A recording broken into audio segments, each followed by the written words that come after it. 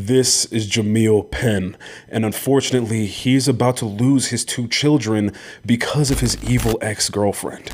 So right here we got Lamora Williams. She was a 24-year-old mother of 4 children who lived out in Atlanta, Georgia. Lamora had a rather normal upbringing, but she did struggle with a lot of issues when it came to her mental health. Her mental health issues actually got so bad that her mother attempted to get help for her through the state of Georgia. Now this is Jamil Penn, and he is the ex-partner of Lamora. Jamil also happens to be father to 3 of the 4 children that Lamora has, these children being Jakarta Penn, Keontae Penn, and Jamil Penn Jr. Their family was going smoothly, but things slowly started to seem like they were changing. Friends and family started to note that Lamora seemed like she was being more and more overwhelmed as time went on, to the point where she was leaving her 1-year-old, her 2-year-old, and her 3-year-old alone unattended. But on the evening of October 13th, 2017, a wrench would be thrown into the lives of this entire family in ways that I cannot express to you. And it was because in the evening of this day, Lamora would call 911 because she had stated she had gotten home and found 2 of her children deceased in the oven. Lamora stated that it was the children's caregiver because she was the only one that was around them. But after a police investigation, they found no sign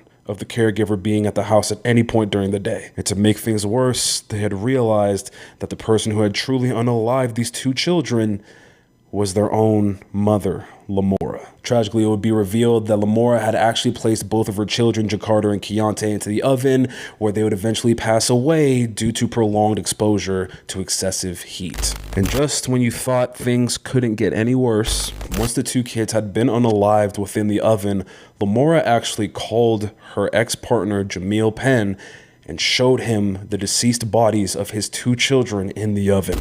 Jamil Penn would describe the scene as a real horror movie.